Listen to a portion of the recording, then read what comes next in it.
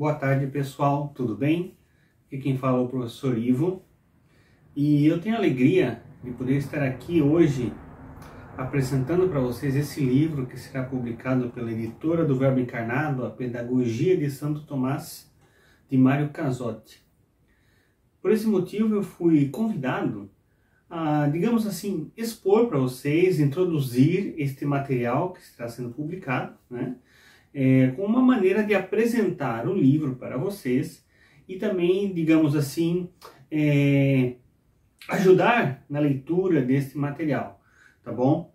Então, para mim é uma alegria poder estar fazendo essa aula aqui para poder, assim, introduzir o pensamento de Santo Tomás no que diz respeito à educação e o livro de Mário Casotti como um todo também, tá bom?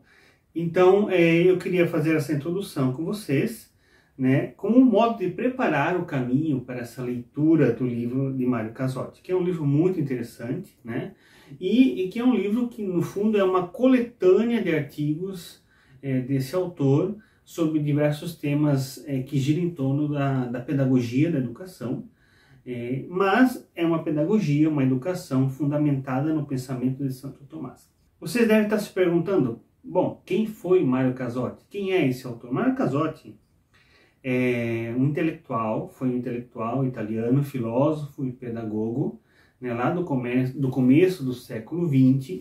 Ele se formou em filosofia e inicialmente ele se aderiu à corrente filosófica do idealismo.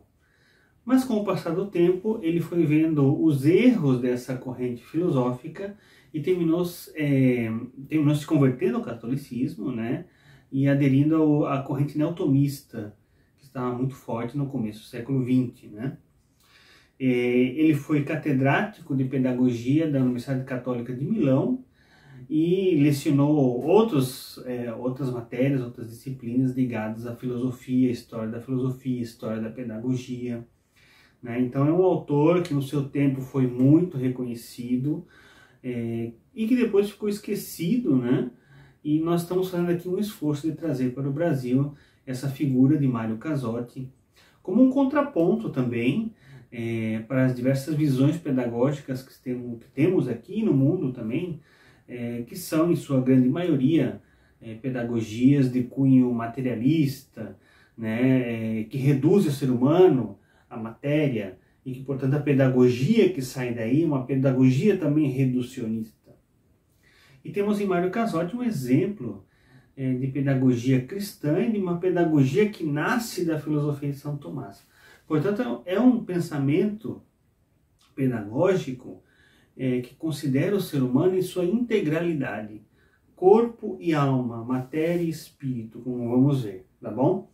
Então é um autor muito interessante e é um trabalho pioneiro que se está fazendo aqui no Brasil, de trazer essa figura, essa personalidade de Mário Casotti para entrar em diálogo, em debate com as outras correntes da pedagogia que temos aqui, para ter novos ares, né, diferentes daquilo que normalmente se ventila por aí.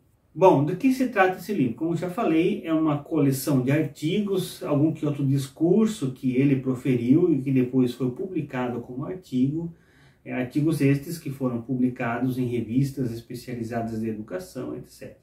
Eu não vou me deter aqui em explicar artigo por artigo ou introduzir cada um desses textos, porque seria algo que extrapolaria muito, né, o tempo que nós temos disponível para essa aula. Então, assim, só vou dar algumas pinceladas sobre o que trata cada um dos temas e vou me concentrar sobretudo no primeiro capítulo e já vou explicar por quê, tá bom? Então, quais são os temas que são abordados aí neste livro? Por exemplo, temos aí a questão da pergunta: como é possível a educação, os fundamentos da educação? Como é possível essa transmissão do conhecimento? Quais são as condições, o embasamento filosófico, né, antropológico, que explica a possibilidade da educação? Esse é o primeiro capítulo sobre o qual nós vamos nos centrar nesta aula. Outros temas que Mário Casotti aborda por exemplo, qual é a essência da pedagogia católica? Tema muito interessante, né? Porque muitas vezes quando se fala em educação, pensamos em recursos materiais, pensamos em prédios, edifícios, em recursos tecnológicos. E Mário Casotti vai na contramão dessa ideia. Ele vai dizer, olha, o essencial não é isso, é importante, né? Muitas vezes até necessário, mas o essencial que não pode faltar é outra coisa, né? A educação católica, ela preza por uma formação integral, uma formação completa do ser humano, portanto, que inclui a moral, inclui a espiritualidade, enfim, né? Nessa mesma linha, Mário Casotti fala também em outro capítulo sobre a necessidade de que a educação católica ela seja explicitamente católica. Não só de nome, de fachada, mas que depois na prática se passam doutrinas, atitudes, né, que são contra aquilo que prega a Igreja Católica, mas que seja também uma educação explicitamente católica, não é?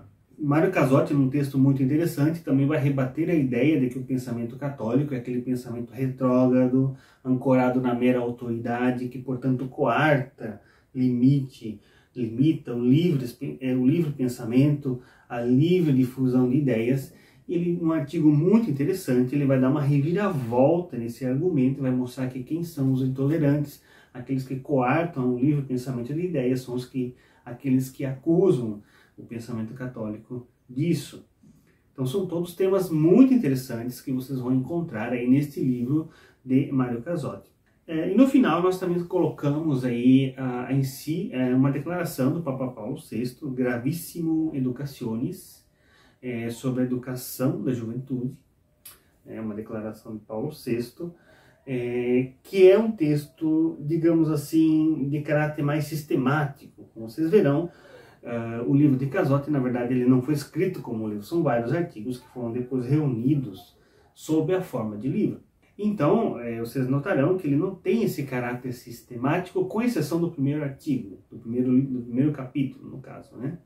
Então, nos pareceu interessante colocar ali um documento oficial da Igreja, de um caráter bem mais sistemático, que sirva também de embasamento e de material de confronto, de comparação com aquilo que Casotti, na sua prática pedagógica, vai colocando nos diversos textos que estão no seu livro. Então esse é um complemento que temos colocado no final como um apêndice, um complemento doutrinal, digamos assim, fundamentado, mais sistemático, mais orgânico, não é? Que vai ajudar na leitura deste material também. Vocês vão encontrar temas muito interessantes nessa declaração do Papa, sobre a importância das escolas católicas, né, a identidade das escolas católicas, o papel dos pais na educação, o papel do Estado na educação, enfim. Temas esses todos muito interessantes, né, que nos pareceu algo muito bom de ser colocado junto com esse livro. Enfim, qual vai ser então a minha exposição? Como eu já comentei, o primeiro capítulo deste livro, no caso o primeiro artigo, é o que dá nome ao livro. É um artigo em que Mário Casotti fala sobre a pedagogia de Santo Tomás. Esse é o nome do artigo e que dá nome também ao livro. E ele explica por que isso. Porque, na verdade, esse texto, ele desenvolve o pensamento pedagógico de Santo Tomás, que se encontra na questão 11 da obra De Veritate, em que Santo Tomás se pergunta sobre a possibilidade da educação. Essa é uma questão que às vezes se costuma publicar como uma obra à parte, conhecida como De Magistro. Na verdade, ela faz parte dessa grande questão disputada de Santo Tomás sobre a verdade. E Mário Casotti, nesse artigo, ele vai expor de maneira sucinta, mas profunda, esse pensamento de Santo Tomás, tentando mostrar ali onde se fundamenta, quais são as bases do ensino, como é possível a transmissão do conhecimento desse sujeito que é o professor para esse sujeito que é o aluno. Então é um tema muito interessante e muito atual, como nós vamos ver. E os demais artigos, além de ser muito extenso eu explicar aqui para vocês todos esses materiais, eles são também de mais fácil leitura. Então o artigo mais técnico, o capítulo mais técnico e mais denso, filosoficamente falando, é esse primeiro. E é o que eu acho que ele merece uma introdução, né, para que a leitura possa ser proveitosa. Porque ali Mário Casotti ele usa muitos termos da filosofia, do conhecimento, da antropologia de São Tomás, Porque quem não tem ali certa familiaridade vai ter dificuldade em compreender esse material. E é um material essencial, como disse, ele dá nome ao livro e ele serve de base para todos os demais capítulos. Ele está ali, é o que motiva, é o que sustenta a reflexão do Mário Casotti em todos os demais textos. Então é importante a gente ter ali uma pequena introdução para tirar bom proveito deste material, que é, como já falei para vocês, excelente. Então a minha exposição vai consistir nisso. Eu quero fazer em concreto com vocês o seguinte, a minha proposta, né? Eu quero primeiramente colocar ali alguns princípios para a compreensão da pedagogia de São Tomás, então alguns princípios filosóficos que estão por debaixo, que Mário Casotti assume, ele não explica no texto, né? Ele assume que quem está lendo já está familiarizado com esse pensamento, com esse vocabulário, porque, como digo, foi um texto publicado originalmente num artigo de uma revista científica de pedagogia. E, portanto, quem estava lendo na época, os leitores aos quais foram originalmente direcionados esse material, eles tinham certa familiaridade com o vocabulário, com o modo de se expressar de São Tomás. Então, quero colocar ali para vocês alguns princípios do pensamento filosófico de São Tomás, alguns princípios metafísicos, alguns princípios de filosofia do conhecimento. Assim, a gente pode ter uma base para poder explicar alguns pontos principais desse artigo, desse texto sobre a pedagogia de Santo Tomás. Uma coisa que eu queria comentar com vocês, e também para que, né, algum que outro deve estar com alguma expectativa diferente, o que vocês não vão encontrar neste material, né? Quando se fala pedagogia de São Tomás, né? Por aí algum pode estar esperando, sei lá, alguma técnica, né? São Tomás vai revelar alguma técnica, algum macete, algum procedimento prático de como lidar com os estudantes, por exemplo. Ou ele vai te dar algum princípio de gestão ali, né, da escola, ou da instituição de ensino. Ou ele vai comentar algum aspecto concreto do currículo. Uma dessas, São Tomás vai falar do trivium, do quadrivium. Então, pessoal, vocês não vão encontrar nada disso nesse material. Seja no De Veritate, nas questões sobre a verdade, de onde se extraem as reflexões, ou seja, na própria explicação do Casotti. Tá? Vocês não vão encontrar isso. Então, não esperem esse tipo de conteúdo. São Tomás ele sempre está preocupado com questões muito mais profundas que estas. São Tomás ele não vai estar olhando para essas questões práticas, ele vai, como ele sempre faz, ele vai ao fundamento, à base de tudo, ao fundamento antropológico. O que é antropológico? Antropológico é aquilo relativo ao ser humano. Qual é a base que está em nós que possibilita o aprendizado, que possibilita o ensino?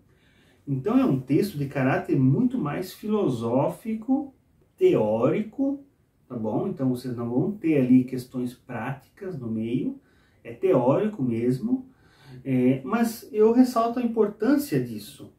Isso é uma questão que sempre aparece aí na minha experiência como professor de filosofia. Sempre tem algum aluno que levanta a mão e pergunta, né? Ah, mas professor, para que serve tudo isso? Nem sempre aquilo que não é prático, aquilo que não tem uma aplicação prática, nem sempre isso é algo inútil. Ao contrário, muitas vezes a nossa prática do dia a dia, ela está fundamentada em ideias teóricas que foram pensadas por outras pessoas que nós nem sequer conhecemos, não é? Portanto, é importante a gente conhecer essas bases filosóficas teóricas, porque é a partir dela que vão surgir as práticas, no caso da pedagogia, do ensino, as práticas educacionais, as práticas pedagógicas.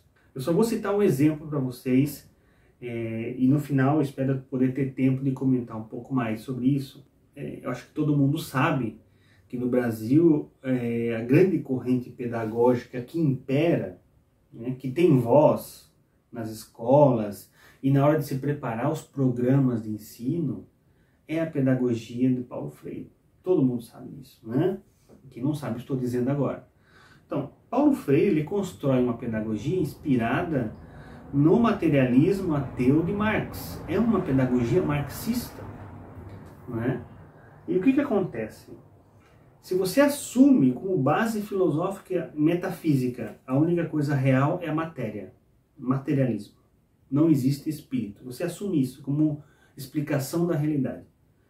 E se você assume como explicação antropológica daquilo que nós somos como seres humanos, que a narrativa histórica de Marx, do conflito de classes, é óbvio que dali vai sair uma pedagogia que se espelha nesses ideais teóricos, não é? Então, se eu tenho uma visão de ser humano materialista, e portanto, assim como a matéria, ela não pode, um corpo não pode ocupar, dois corpos não podem ocupar o mesmo espaço ao mesmo tempo, nessa metafísica, nessa antropologia materialista de Marx, assim como o patrão, os conflitos que se dão entre patrão e trabalhador, ou está o trabalhador ou está o patrão, porque é a mesma lei que rege tudo, que rege o mundo material, o ser humano se reduz ao mundo material, portanto são as mesmas leis, e daí vem o conflito, ou está o patrão ou está o trabalhador. E quando surge ali interesses que chocam, o único modo de sair, de resolver os problemas é pela revolução, é pela violência, e portanto é necessário uma revolução da classe trabalhadora sobre os patrões. Ou está o patrão ou está o trabalhador. Se eu tenho essa visão de ser humano, e eu aplico isso à pedagogia, eu vou ter também a ideia de que o professor é um opressor e o aluno é um oprimido. E onde está o professor não pode estar o aluno. Ou é o professor ou é o aluno. E, portanto, aquele que tem que aprender é o aluno, e o professor ele tem que dar um passo atrás. E o protagonismo passa a ser do aluno. O professor não pode impor, o professor não pode corrigir, o aluno é um coitadinho, é um oprimido, não é? E aí nós temos esses problemas que vemos hoje na educação, em que os professores eles não têm mais autoridade nenhuma, né? Em que o professor não pode dar uma nota baixa para os alunos, e que, portanto, o aluno ele tem que chegar no final do ano e ele é passado de ano, né? Porque você não pode ofender, você não pode dar uma nota baixa. Veja como tudo isso surge de uma base teórica, essas práticas pedagógicas, né? E tudo isso para ressaltar a importância desses fundamentos filosóficos, tá bom, pessoal? Então você não vai encontrar nada prático nessa reflexão do Mário Casotti, nem na de São Tomás. É uma busca profunda dos fundamentos da educação. Em que consiste a educação e como é possível, tá bom? Tendo presente essas premissas, pessoal, que eu coloquei para vocês, né, do que vocês não vão encontrar, do que se trata o livro, onde nós vamos focar, que é somente no primeiro artigo. Então eu quero agora propor para vocês o seguinte, eu quero, sobretudo nessa aula, evidenciar para vocês o contexto histórico para a compreensão do pensamento de São Tomás, como já falei, algumas premissas teóricas, filosóficas.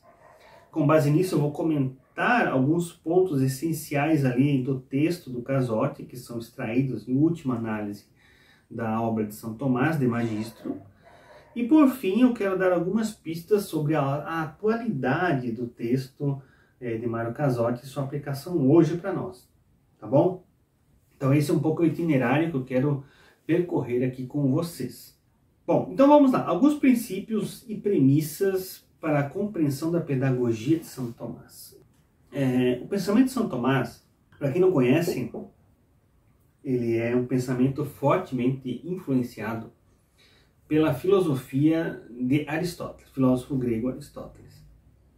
E é interessante que ter em mente um pouco como se deu essa união, como foi o encontro de Tomás com a filosofia de Aristóteles, como na Europa se deu essa influência de Aristóteles. Até meados lá do século XI, mais ou menos, o grande pensador que influenciava toda a teologia e filosofia na Europa era, sobretudo, Santo Agostinho, e por meio de Santo Agostinho era o pensamento platônico. E Santo Agostinho é fortemente influenciado pelo pensamento platônico, melhor dito, neoplatônico, né? Então, até meados aí do século XI, o grande pensador e a influência que se tinha na Europa era do pensamento de Santo Agostinho, portanto de Platão. E isso começa a mudar lá pelo século XII, quando as obras de Aristóteles elas vão sendo redescobertas na Europa. Porque durante todo o primeiro período da Idade Média, grande parte das obras de Aristóteles elas eram desconhecidas. Você conhecia ali algum que outro tratado de lógica e tal, algum comentário de Boécio sobre esses tratados de lógica, e alguma exposição de Boécio e de outros autores inspirados em Aristóteles.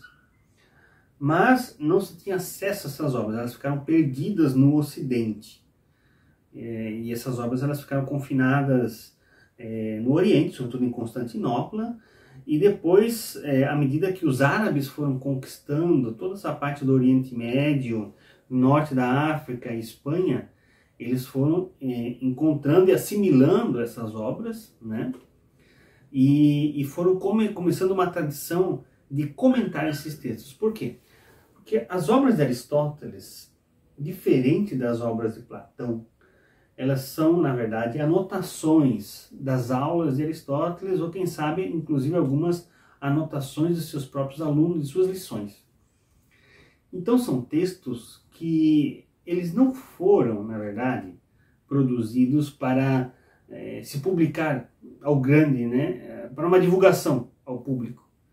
Eles eram destinados ao pessoal interno, aos alunos de Aristóteles, no liceu.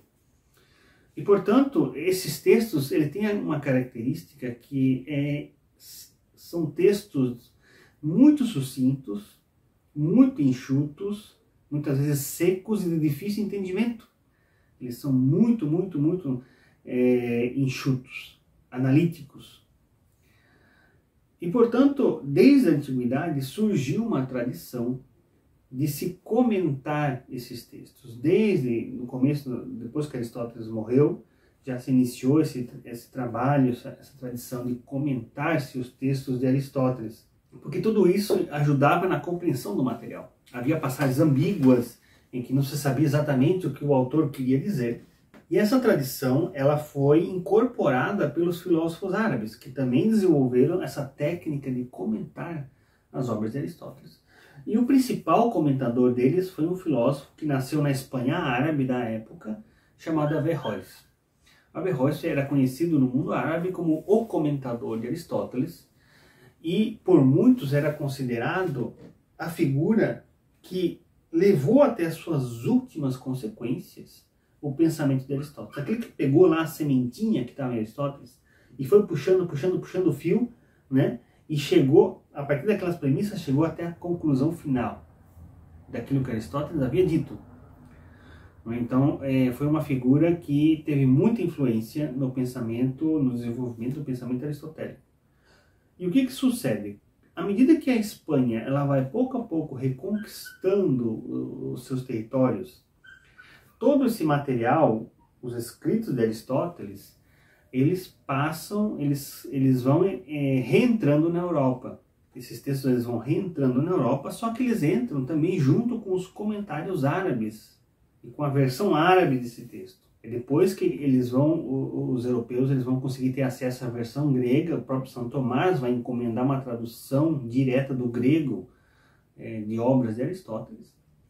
Mas esses textos eles entram primeiramente veiculados pelos árabes, pela filosofia árabe e pelos comentários que os árabes, que os filósofos árabes fizeram deste material. De onde surge no Ocidente aquilo que ficou conhecido como averroísmo latino, ou seja, a influência do filósofo árabe Averroes no Ocidente, no mundo ocidental. E como eu já falei para vocês, este era um autor considerado uma grande autoridade no que dizia respeito ao pensamento aristotélico, e portanto as conclusões que ele tirava, que ele extraía dos textos de Aristóteles eram tidas muitas em consideração. Mas aí é um porém.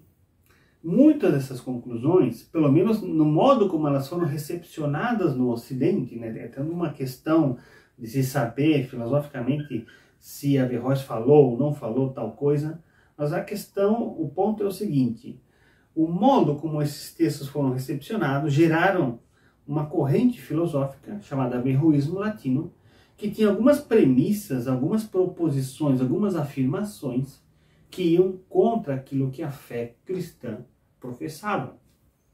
Por exemplo, eu comento em alguns pontos somente, a afirmação de que o mundo era eterno, algo que aparentava ir contra a Escritura, que passava a ideia de que o mundo foi criado no tempo. Ou, por exemplo, a tese da dupla verdade, aquilo que eu sei pela teologia pode contradizer aquilo que eu sei pela filosofia e não tem problema, são duas verdades distintas e embora elas se contradigam, eu posso aceitar as duas, né? A teoria da dupla verdade, ou pior ainda, a teoria da mortalidade da alma.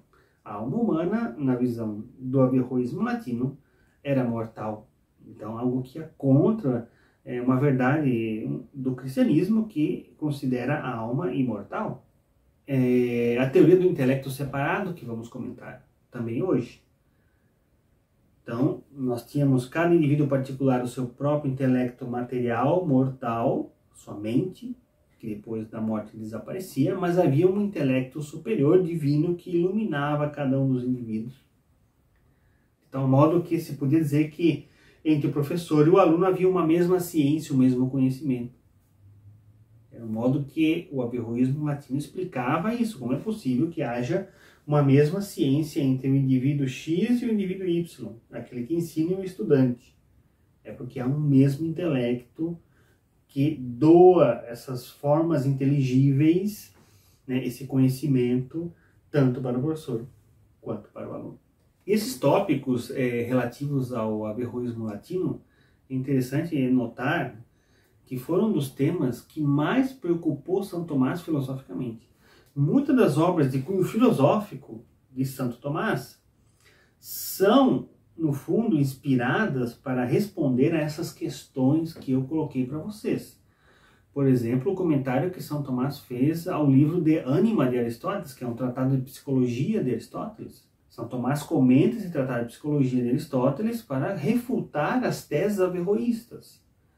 Ou, por exemplo, uma outra obra de São Tomás, as questões disputadas sobre a alma, também relacionadas a esses temas que acabei de comentar com vocês. Ou as questões disputadas sobre a verdade, a mesma coisa, vai refutando, vai respondendo, por exemplo, a tese da dupla verdade, entre outras coisas. Ou também uma obra muito conhecida de São Tomás, o De Unitate Intellecto contra Averroístas, ou seja, que busca refutar aquela ideia do intelecto separado. Então, esses temas eles eram motivos de preocupação para Santo Tomás e ele impulsionou, né, ele motivou a produzir essas obras de cunho filosófico. Beleza? Então, esses são os pontos aqui que eu gostaria de ressaltar para vocês terem presentes o contexto histórico, né? Porque o pensamento de Santo Tomás ele se desenvolve precisamente nesse momento em que os textos de Aristóteles estão entrando na Europa por meio dos comentários árabes, ao mesmo tempo se estão fazendo traduções diretas do grego, e São Tomás é o pioneiro em propor uma teologia usando como base o pensamento de Aristóteles. Aquilo que Aristóteles se conhecia de Aristóteles, do mundo de verdadeiro com a razão por meio da filosofia de Aristóteles, São Tomás considerou algo valioso como uma ferramenta para a teologia. E o pensamento tomista, ele é, nesse sentido, um empreendimento de usar os mecanismos, ferramentas filosóficas de Aristóteles para explicar a fé. E, portanto, para Santo Tomás era importante mostrar a compatibilidade do pensamento aristotélico com a fé cristã. Mostrar que não havia contradições. Tudo isso motiva Santo Tomás a escrever todos esses trabalhos que eu comentei para vocês, tá bom? Então esse é o contexto histórico interessante que nós temos presente para a compreensão deste material.